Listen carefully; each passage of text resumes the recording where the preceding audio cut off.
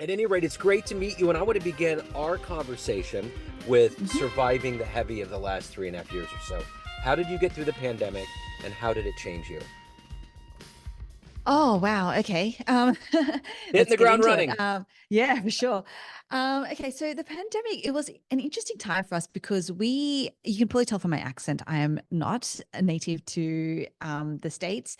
We actually made the move from Australia to New York City. Actually, we were living in New York in August 2019. So when the pandemic hit, it was literally, we were it felt like we were at the epicenter of it in New Yeah. York City. And everything you can imagine, everything shut down. And not only in terms of like the city, which was just totally bizarre because, we were literally in Times Square and there was like, there was no one. I could have done cartwheels over the whole area and not hit anyone. It was crazy. But also because at the time, obviously all the borders shut down, couldn't go back to Sydney. So didn't actually go back to Australia until 2022. Yeah, it was a long time until we went back to Australia. And the funny thing is that my husband and I had businesses in Sydney. So we actually had hospitality like brands in Sydney that were also obviously hit by some restrictions by COVID. And we couldn't even travel back to, check up on it. So it was just a complete, like everything was turned upside down for us. But at the same time, it was like a really, really great time to just like really step back and think about a lot of things. Hmm. It was a time when we had just started a marketing agency business, actually, myself and another co-founder. And we actually transitioned that to an online business. So we, went into coaching. We totally went, dove head first into all of the, I guess, internet marketing things, really nerded out on what marketing sales look like online. Really went deep into that. And it was just a really great time of just, hey, let's just explore all the things. And because of that journey, it has genuinely led us to where we are now with the business. So yeah, it's Silver linings. just yeah, Yeah. exactly. Yeah. So let's say I put you in front of a bunch of third graders. It's career day, and one of the kids is curious and says, "What do you do for a living?" How do you answer that Mm. child? So we help entrepreneurs, so people with businesses who create content that could be a podcast or a YouTube video. We help them essentially repurpose that one content into a whole bunch of other marketing things. So things that you see on social media, things that you see on email, things that you see on websites. Yeah. That's what we do. And you're a podcast host. I am also a podcast host. Yeah. Yes. Okay. So what did you want to be when you were in the third grade? What was your dream to grow up and become? I was really fun. Like, I don't think I've really had a particular dream of being something. I know that my parents definitely had a dream of me becoming a doctor. So but I don't think I never looked at, I can't actually ever remember being like, oh, I wish I could be a ballerina or a astronaut or anything. Yeah, I think I was just going with the flow. Okay. So take me back to your childhood. Where were you born and raised? And obviously, being an entrepreneur, you're highly driven. So, Mm. what were the seeds that were planted in you that grew into becoming an entrepreneur? Yeah, um so grew up in Sydney in Australia, and I obviously was like very much my parents were first migrants from originally from Malaysia, and it was very much one of those stories of, they moved to give myself and I have an older brother, better education and more opportunities. And so growing up, it always felt like we had to do things to almost and I mean this in like a not in a completely negative way, but it was almost to repay, that the sacrifices that were made for us. And so a lot of what I did when I was younger was like, my parents pretty much pegged me as the more academic child. My brother was just not that way inclined. So I was tutored from a very early age. And, I played the piano, learned to play the piano because that's always good to do when you're a, young child. I wasn't really given many opportunities to explore. Like I love playing sports and stuff. That was more something that I did myself when I was older. But yeah, that was never really part of what my parents sort of got me to do. But I think a lot of what I did learn from at that early age was that every like in order to achieve anything, you need to put something into it. And so, so I'm grateful for those lessons. In terms of entrepreneurship, I was never one of those children who was like, I'm going to have a lemonade stand and try to earn money. Like that was never a thing. I always thought that I would just have a pretty comfortable, like I would become a doctor or something. I end up actually going to law school. I never really aspired to be an entrepreneur, but I think once I actually, and I, I wonder if a lot of that was just because it was just so ingrained in me I know that my parents were always like, you just want to earn a really good living so you don't have to worry. Like I think that was always their thing. It's like because for them, I think there was just so much worry in Yeah.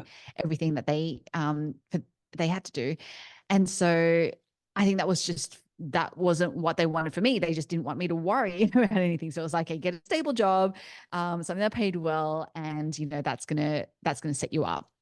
And so that was kind of, I didn't really question it, to be honest. I just, went through I went down that path and I hit corporate. So I knew I didn't want to go into medicine, went into law school instead because I didn't know what else I wanted to do.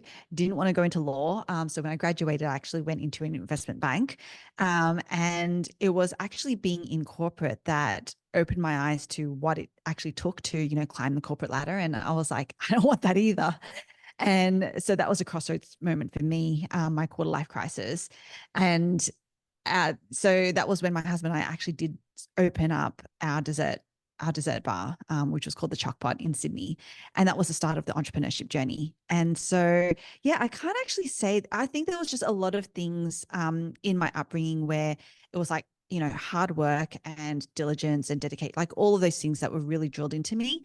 I know that I just remember moments when my dad would say, and when you're your doctor and you have your own practice, I'll come and, help out here and your mom will come and help out here. And that was probably the only times when I think it was like that slight entrepreneurship trigger was ever really mentioned. So, yeah, I don't think I had the typical entrepreneur drive and Yeah. journey. So who's been a hero for you?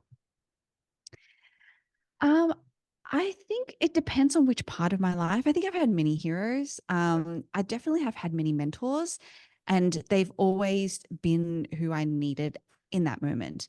I always go back to, there was actually one that I do go back to who was a mentor in my corporate job. So he was kind of like an executive director. He was my boss's boss. And I remember I remember him, I think, particularly because I was at this point when I kind of went to him. I reached out to him because I didn't get the promotion that I had expected and that everyone kind of was like, yeah, you're going to get it.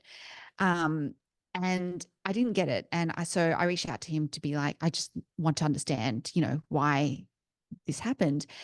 And he actually asked me a really pointed question as to why, really, why do I want it? And at the time, I remember being like, well, why wouldn't I? Like, isn't this the point of, what we're doing here? We climb up and we get promotions and we get pay rise. Like, isn't this the thing Yeah. that we do? But the more that I stepped back and thought about it, I I realized that he was asking for a very specific reason because I think he could see in me a drive or something else that wasn't getting fulfilled by this career in corporate, in banking. And I think this was his way of trying to be like, hey, really take a step back and think about, is this the path that you actually want to be on? Yeah. So yeah, I would see him as one of the people who was a really like yeah, uh, Yeah. yeah, really pivotal moment in my life. I mean, we need to have people like that in our lives, though, that see things that we don't. Because Mm, someone said recently, sometimes when you're in the peanut butter jar, you don't see the label, and it's pretty yes. profound. because you sometimes you're too close to it, and it may seem odd at the time, but it probably ends up becoming a nugget of wisdom Yeah, for sure. All the later on. time. Yeah, Yeah. yeah. So, if you can meet one person alive on the planet right now and spend some time with them, who would it be? Oh, I would actually, I'd be a bit daunted to meet. I don't know. Yeah, like I would love to meet, like for example, someone like Brene Brown. I think she's just amazing. I've learned so much in just listening to her speak and her podcast and things like that. But I also feel like I would be super daunted by meeting because she's just so super smart. Yeah, yeah. That would be fun. So let me ask you this. Every day you wake up, you're obviously highly driven. There's a lot that you want to get Mm, done. You want to mhm. take care of your business. You want to evolve as a human. What is that motivation for you every day? What drives you? Oh, a ton of things. I think at the core of it is that we know that we're doing something that is helping so many entrepreneurs amplify their message and get their voices out there. And not only that, but just, when we think about what the game, I always think back to like we're all playing a game here, like whatever it is that we're doing. And for us at Capshow, like the game that we're playing is helping entrepreneurs just execute on their content plan, like whatever it is that they say that they're going to do. Because okay, so Stevie, I had this realization, mid to end of last year, and it actually really changed a lot of things for me and how I think about what it is that we're doing. But with this advent of AI and stuff, it's really cool, and we can do a ton of things. And when we launched Capture, it was actually before anyone knew anything about AI. So this was back in July of 2022 was when we launched. And so it was before ChatGPT, it was before all of that. And at the time, I think, we were very much like, yes, we're going to help people just like create a whole bunch of content. And we thought that people would just know what it is. They would just be able to cherry pick what it is that they needed. But the more that we went down this journey, the more that we realized that actually what we were doing was we were overwhelming people with the amount of content that they could create. And when people get overwhelmed, it's great, like as in the overwhelm's not great, but when they first see it and they see the possibilities, they're like, oh my gosh, this is great because now I can be everywhere all the time, all at once, right now. And what that was doing was it was creating a huge amount of overwhelm. Yeah. And what happens when we get overwhelmed is that we start breaking, I call them micro commitments. Like we start breaking these commitments that we made to ourselves, either consciously or subconsciously. Like a lot of it is subconscious commitments, right? Like we're like, oh, we're going to post daily on all of the social media platforms. Like that's a lot of times just a subconscious commitment that we make to ourselves. But when we get overwhelmed, we start breaking those. And I know for me, when I break these commitments to myself, these micro commitments, I start losing who it is that I believe I am and who I say I am. And that's when, you know, things like crisis in confidence, imposter syndrome, like all of these things start rearing their ugly head. And so for me to come back to answering your question, I am so driven by how do we have create clarity for people around what it is that they're actually committing themselves to and why, and then how do we just help them execute on that day in and day out, week in and week out. That's what really drives me. So what's been one of your favorite success stories of helping a client? Oh gosh, so many. So for example, I was actually just in conversations with someone called J.R. Sparrow, and he has a podcast. He went from I couldn't believe these numbers when he told me, but he had one episode that had like 253 downloads, which is, still not bad. He used Capshow and on the next episode, and he got over 10,000 downloads just on that episode. It was insane. Like that's not typical, by the way. I'm not saying that was a typical result, Yeah. but it's very indicative of the difference, like something like Capshow can make for Yeah. sure. Wow, that's amazing. So, of all of these things that you've done, you've moved around, you've grown, you have businesses, there's all these things going on. What are you the proudest of? Um, I think I'm actually okay. I don't know if it's like the okay. So because of all the things that you mentioned, like moving around, having different businesses, what I've definitely learned from all of that is that whatever we put our minds to, it can happen. Like I now have confidence that we can work through anything. And so I think that's probably what I'm proudest of is like actually the person that I'm becoming through Yeah. this journey. Yeah. So you live in Austin, you're from Australia. What do you like the best about living in Austin, and what do you miss the most about your homeland? Oh gosh. What I miss the most is actually like Sydney is amazing because you have the best of all worlds. Like you have the beach right there, you have the mountains and the, we used to go hiking like every weekend, in just beautiful, beautiful, countryside. That was truly beautiful. That's probably what I miss the most.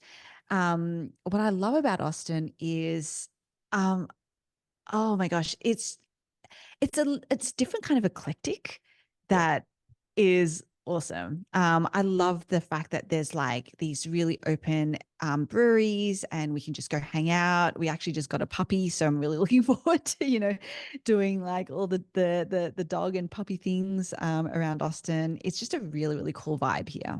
Yeah. I've never been to Australia, but I just have this fascination with it. It just seems like it's such a wonderful It's place to be around. beautiful. Yeah. Yeah, it's awesome.